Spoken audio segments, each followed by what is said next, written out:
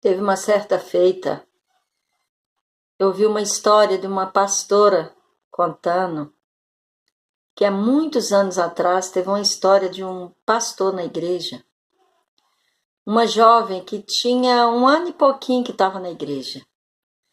Essa jovem, ela pediu oportunidade para o pastor que estava pregando, falou: pastor, o senhor deixa eu contar o meu pecado, eu preciso confessar o meu pecado no altar. O pastor, na inocência dele, deixou a moça pregar. Falou assim: não, tudo bem, pode falar, pode contar o seu pecado. Ela pegou e falou: olha, pessoal, eu preciso contar o meu pecado, para que Deus me perdoe. E o meu pecado e o pecado do pastor, para que Deus nos perdoasse. O pastor assustou. Ela pegou e falou: é porque eu tenho um caso com o pastor. Eu tenho um caso com o pastor. Nós somos amantes há muito tempo e era isso que eu queria contar. O pastor falou: você é louca? O que você está fazendo? Ela falou: não, pastor, eu preciso contar para o senhor o meu pecado. E nessa altura do campeonato, a esposa do pastor, que estava sentado no primeiro banco da frente, com 2 filhos pequenos, ela desmaiou. E ele falou com ela: moça, pelo amor de Deus, não faz um negócio desse. Eu nunca fui seu amante, eu nunca tive nada com você. Ela: não, pastor, eu preciso confessar o nosso pecado, porque esse pecado não é só meu, pastor. E Deus precisa nos perdoar. Nós combinamos que nunca ia contar isso para ninguém, pastor. Mas eu precisava contar, para que Deus me perdoasse. Nisso, eles levaram a esposa do pastor passando mal para lá para dentro, para a sala pastoral, e os filhos do pastor já ficou sendo cuidado por outras pessoas. A igreja estava lotada, porque era um congresso muito importante na igreja. E com isso, levaram a esposa do pastor para a sala pastoral. E alguém pegou aquela moça e levou para a sala pastoral da igreja. E foi conversar com ela. Nessa altura, a igreja toda parou. Não precisa nem dizer que não teve culto naquele dia.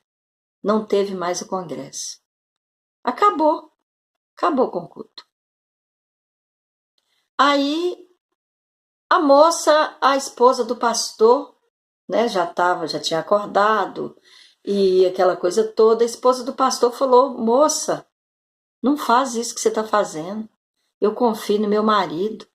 Nós casamos virgem. Ele era virgem, eu sou a primeira namorada dele. Ele meu primeiro namorado. Nós somos uma família. A moça virou para ela e falou assim: olha, eu sou amante do seu marido. Nós já temos um caso. Nós prometemos não contar, mas eu precisava contar para que Deus me perdoasse e perdoasse ele também. E a esposa não estava acreditando na história. Ela pegou e falou: olha, o seu marido tem uma pinta do lado esquerdo do peito. O seu marido tem uma mancha na virilha. A esposa do pastor falou: uai, meu marido não ia ficar nu para essa moça.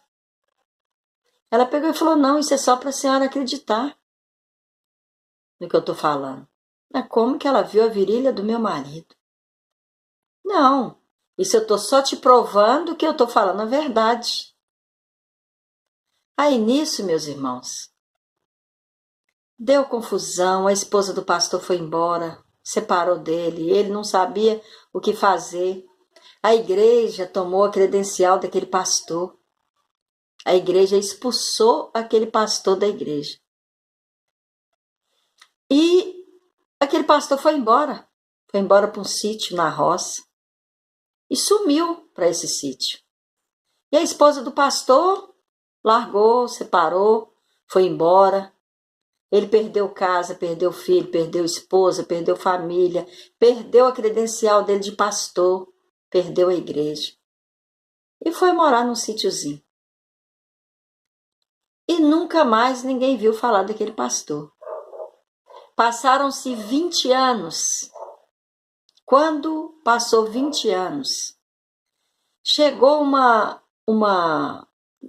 teve uma reunião na igreja. Uma reunião a qual o pastor presidente da igreja falou: olha, gente, eu preciso contar um caso para vocês. Tem uma senhora, ela está na fase terminal do câncer. E ela pediu que mandasse um pastor lá no hospital, porque ela precisava conversar. E ela queria que fosse o presidente da igreja. Ela não quer conversar com qualquer pastor. Ela quer conversar com o presidente da igreja. E ela já está na fase terminal de um câncer.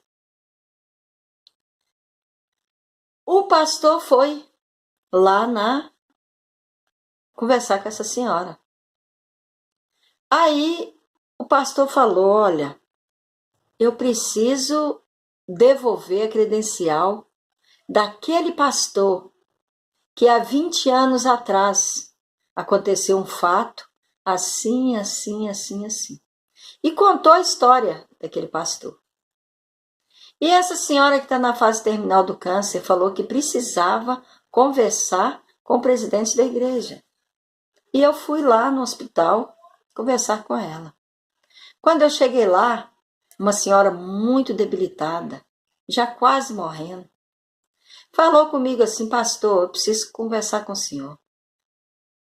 Há 20 anos atrás, eu fazia parte de uma igreja, e falou o nome da igreja a qual o senhor é presidente da igreja.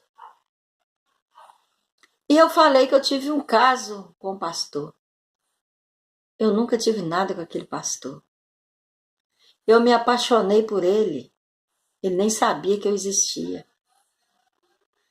Teve uma época que esse pastor precisou fazer uma cirurgia de apendicite. E a enfermeira do hospital era minha amiga. E eu pedi para ela se eu podia visitar ele. E ele estava na CTI do hospital, estava em coma. E eu levantei o lençol dele. Eu levantei o lençol dele e eu vi ele nu, porque ele tinha feito uma cirurgia de apendicite. E eu queria aquele pastor para mim, eu gostei dele, eu apaixonei por ele. Eu ia na igreja só para ver ele. E acabou que eu contei na igreja que eu tinha um caso com ele, eu nunca tive nada com aquele pastor. E eu precisava de paz para que eu morresse em paz, porque eu já estou morrendo. O câncer já tomou conta do meu corpo. Aí o presidente da igreja foi e fez a reunião com os pastores da igreja e falou: eu preciso devolver a credencial daquele pastor, porque ele era inocente. Aí foram ele e mais 5 pastores no sítio onde aquele pastor estava. A esposa do pastor já tinha casado com outro, já tinha outra família. E eles chegaram lá e falou: pastor, eu vim devolver a sua credencial. Ele: por quê? Porque aquela moça, ela falou que ela inventou aquela mentira. Então eu vim te chamar de volta para a igreja, trazer a sua credencial, devolver a sua credencial. Aquele pastor olhou para eles com aquele rosto sofrido, triste, com depressão, cansado, sozinho, naquele sítiozinho simples. E virou para eles e falou assim: vocês vão me devolver a minha família também? Se vocês me devolver a minha família também, eu volto. Não tinha como, meus irmãos. Ele já tinha perdido a família dele. A esposa já tinha casado com outro, já tinha outros filhos. E aqueles pastores foram embora dali. Eu não quero a minha credencial. Ele falou, não quero a minha credencial. Vocês não acreditaram em mim. Vocês preferiram acreditar naquela moça. E foi embora. Os pastores foram embora e ele ficou lá. Passou alguns anos a mais. Aquele pastor morreu sozinho naquele sítio, naquela roça, abandonado, triste, depressivo, né? Desgostoso da vida, porque ninguém acreditou nele. E a pergunta que eu faço para vocês nessa noite, meus irmãos, quem foi culpado de toda a situação que aconteceu com o pastor? Foi aquela moça que inventou aquela história toda? Ou foi a igreja? Quem foi culpado? Meus irmãos, aquela moça não era culpada sozinha, não. Toda a igreja teve culpa. Toda a igreja foi culpada pela situação que aconteceu com aquele pastor. Porque toda a igreja não quis nem saber da história dele. A igreja simplesmente condenou aquele pastor. E acabou com o ministério dele. Quem que vai pagar, meus irmãos? Pelo ministério do pastor que foi cortado. Nem tudo, não é só aquela moça. A igreja tomou o credencial dele, expulsou ele da igreja, não deu ele oportunidade de se defender. Ele perdeu a família, ele perdeu o ministério, ele perdeu a credencial de pastor. O que nós estamos fazendo com os pastores hoje, meus irmãos? São sanitas, danitas que acabam com a vida pastoral de um pastor. São gente que muitas vezes entra na igreja só para ver a derrota do pastor. Tem gente que entra na igreja só para ver as portas fechadas. Tem gente que não percebe que o inimigo usa elas. Acha que muitas vezes Deus fala comigo, é Deus que está falando.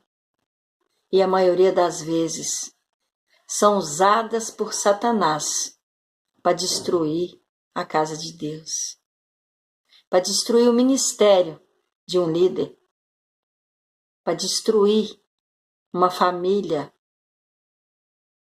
Então, meus irmãos, esse vídeo, essa palavra, isso é um caso acontecido, um caso verídico.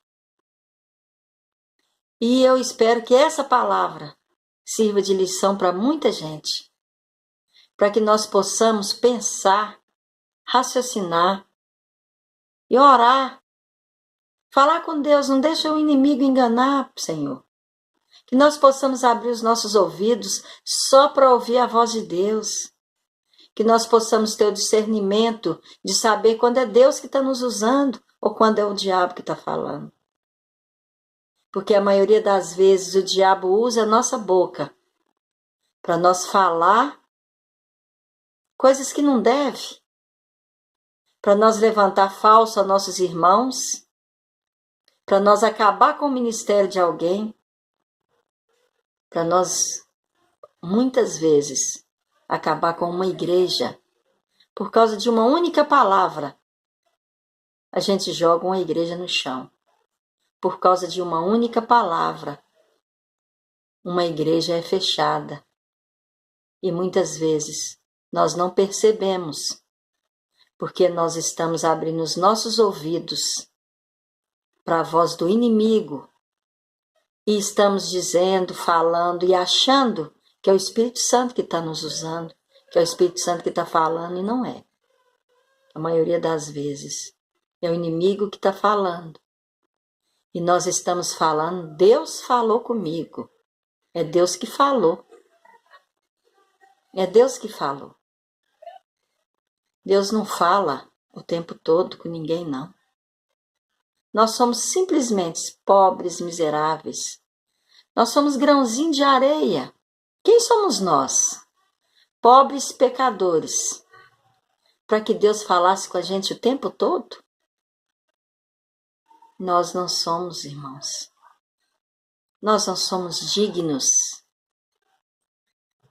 Nós precisamos muitas vezes reconhecer que nós não somos nada, que nós somos simplesmente grãozinho de areia no meio do oceano inteiro, perante a grandeza de Deus.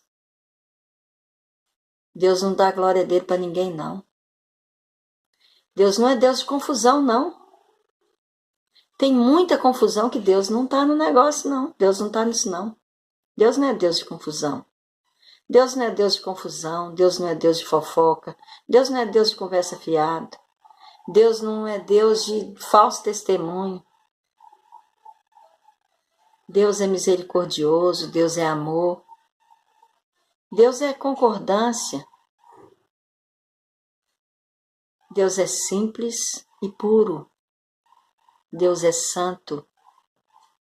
Então, em nome de Jesus, que nesta noite, que o Senhor possa ter falado muito no seu coração através desse vídeo, que você possa entender a cada dia que nós somos dependentes de Deus o tempo todo, que nós não somos nada sem Deus, e que nós possamos reconhecer a cada dia e ter humildade para deixar Deus falar no nosso coração, para ter o discernimento quando é Deus que está falando e quando não é. Porque muitas vezes nós falamos coisas que Deus nem está perto de nós, Deus nem sabe que nós estamos falando. Deus fala, eu não estava lá, eu não falei nada, eu não disse nada. E nós estamos assim, ó, Deus falou. E muitas vezes Deus não falou nada. Porque Deus não é Deus de confusão. Que o Senhor abençoe poderosamente a vida de cada pessoa que vai assistir esse vídeo. Amém? A paz do Senhor Jesus.